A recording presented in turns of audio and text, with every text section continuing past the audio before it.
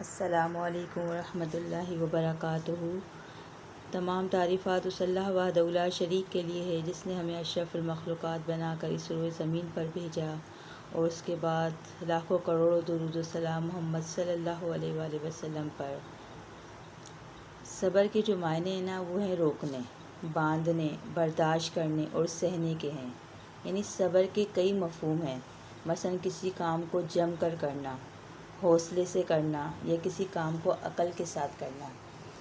زندگی میں پیش آنے والے ہر قسم کے ناپسندیدہ اور ناموافق حالات کو اپنے تمام پریشانیوں، مصیبتوں اور محرومیوں سمیت محض اللہ تعالیٰ کی خوشنودی کی خاطر برداشت کرنا، اور ان حالات میں اپنے نفس کو بے قرار اور بے قابو ہونے سے روکے رکھنا ہی صبر ہے۔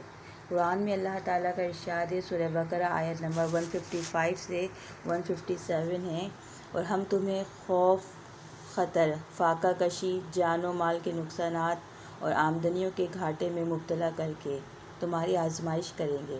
ان حالات میں جو لوگ صبر کریں اور جب کوئی مصیبت پڑے تو وہ کہیں کہ ہم تو اللہ ہی کے ہیں اور اللہ ہی کی طرف ہمیں پلٹ کر جانا ہے، انہیں خوشخبری سنا دو، ان پر ان کے رب کی طرف سے بڑی عنایت ہوگی، اس کی رحمت ان پر سایہ کرے گی، اور ایسے ہی لوگ راہ راست پر ہیں۔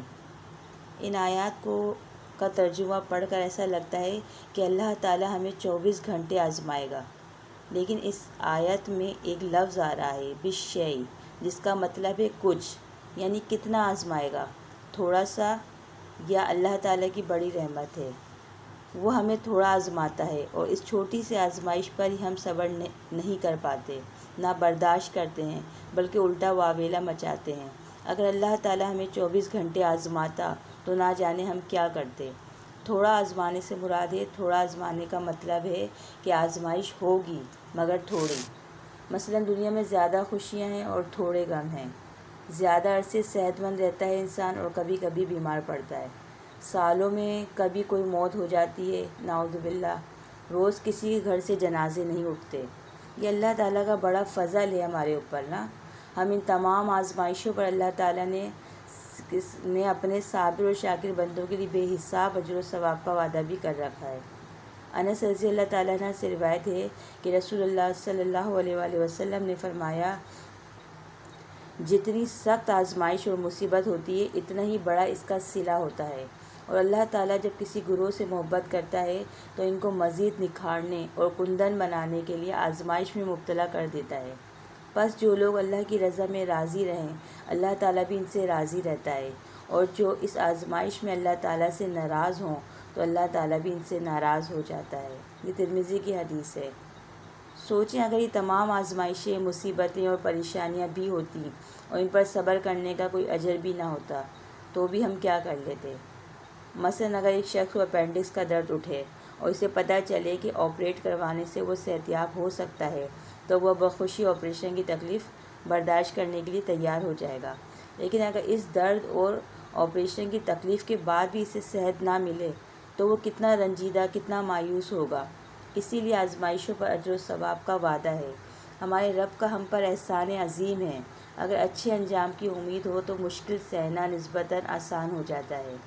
ہمیں ہمیشہ یاد رکھنا چاہیے کہ یہ دنیا دارالامتحان اور آخرت دارالجزا ہے۔ اللہ تعالیٰ دنیا میں ہمیں نعمتیں اور مال و دولت دے کر بھی آزما رہا ہے اور لے کر بھی۔ کون ہے اس کا صابر و شاکر بندہ جو بنے۔ عبادہ بن ثابت رضی اللہ تعالیٰ عنہ سے روایت ہے کہ رسول اللہ صلی اللہ علیہ وآلہ وسلم نے فرمایا، جنت میں 100 درجات ہیں، ہر 2 درجوں کے درمیان میں زمین و آسمان کے برابر فاصلہ ہے، سب سے اعلیٰ درجہ فردوس ہے، فردوس کے اوپر اللہ تعالیٰ کا عرش ہے۔ جب بھی اللہ تعالیٰ سے جنت طلب کرو تو فردوس یعنی اسأل اللہ من جنت الفردوس، جنت کا سوال کیا کریں۔ دنیا کے لیے ہم بیسٹ اسکول، بیسٹ یونیورسٹی کی بیسٹ لوکیشن، بیسٹ پروپوزل، یعنی دنیا کے لیے اچھی سے اچھی چیز کا ہم انتخاب کرتے ہیں۔ دنیا کے لیے تو اتنے ہم اوور ایمبیشیس، اور آخرت کے لیے بالکل لیسٹ۔ آخرت میں تو آخری درجے کی جنت کے لیے بھی راضی ہیں، مگر کیا ہم دنیا کے لیے کبھی کہتے ہیں کہ بچے کا کسی بھی اسکول، کالج یا یونیورسٹی میں داخلہ ہو جائے؟ یا ہمیں کسی بھی علاقے میں گھر مل جائے، نہیں، دنیا میں تو ہم سب کچھ اعلیٰ چاہتے ہیں، جس کو حاصل کرنے کے لیے ہم خوب کوشش صبر سے لگے رہتے ہیں۔ تو جب دنیا میں کوئی چیز بغیر کوشش و صبر کے نہیں ملتی، تو کیا جنت اتنی سستی ہے کہ بغیر کوشش و صبر کے مل جائے گی؟ صبر کا مرحلہ کب پیش آتا ہے؟ جب ہمارے اوپر آزمائشیں آئیں۔ آزمائشوں کی حکمت کو ہم اس مثال سے بہتر انداز میں سمجھ سکتے ہیں کہ مثلا کوئی طالب علم ہے، MBBS یا CA یا MBA کی ڈگری کی تمنا تو رکھے، لیکن یونیورسٹی میں جا کر کہہ دے کہ مجھے بغیر امتحان دیے ڈگری چاہیے، تو آپ کے خیال میں کوئی یونیورسٹی ایسے طالب علم کو داخلہ دے گی؟ ظاہر ہے نہیں۔ بالکل اسی طرح اللہ تعالیٰ صرف جنت کی تمنا کرنے والوں کو جنت نہیں دے گا، اس کے لیے تو وہ ضرور ہی اپنے بندوں کو چھان پھٹک کر کے دیکھے گا۔ جیسے کہ قرآن میں اللہ تعالیٰ کا ارشاد ہے، سورہ توبہ آیت نمبر 111 ہے، اللہ نے مومنوں سے ان کی جانوں، ان کے مالوں کو اس بات کے عوض خرید لیا ہے کہ ان کو جنت ملے گی۔ اس آیت میں مومنوں سے جنت کا پختہ وعدہ ہے۔ اللہ جب جنت کے بدلے ہمیں خرید رہا ہے تو کیا ایسے ہی خرید لے گا؟ دیکھے گا نہیں کہ میرا بندہ میری طرف سے آنے والی آزمائشوں پر پورا اترا ہے یا نہیں، اس نے پریشانیوں میں کتنا صبر کیا ہے، کتنا اجر کمایا ہے۔ جس طرح سونا بھٹی میں تپ کر کندن بنتا ہے نا، ڈائمنڈز پر جتنے کٹس لگتے ہیں وہ اتنا ہی قیمتی ہوتا چلا جاتا ہے، بالکل اسی طرح ایک مومن آزمائشوں، پریشانیوں، مصائب میں جتنا زیادہ صبر اور استقامت کا مظاہرہ کرتا ہے، اتنا ہی وہ اللہ تعالیٰ کی نظر میں قیمتی ہو جاتا ہے۔ بالکل اسی طرح ایک مومن آزمائشوں، پریشانیوں اور مصائب میں جتنا زیادہ صبر اور استقامت کا مظاہرہ کرتا ہے، اتنا ہی وہ اللہ تعالیٰ کی نظر میں قیمتی ہو جاتا ہے اور جنت کے اعلیٰ درجوں کا حقدار ٹھہرتا ہے۔ اللہ کے نبی کریم صلی اللہ علیہ وآلہ وسلم نے فرمایا، جو ڈرا وہ بھاگا اور جو بھاگا وہ منزل کو پہنچا۔ سنو، اللہ کا مال بہت مہنگا ہے، خبردار، اللہ کا مال جنت ہے۔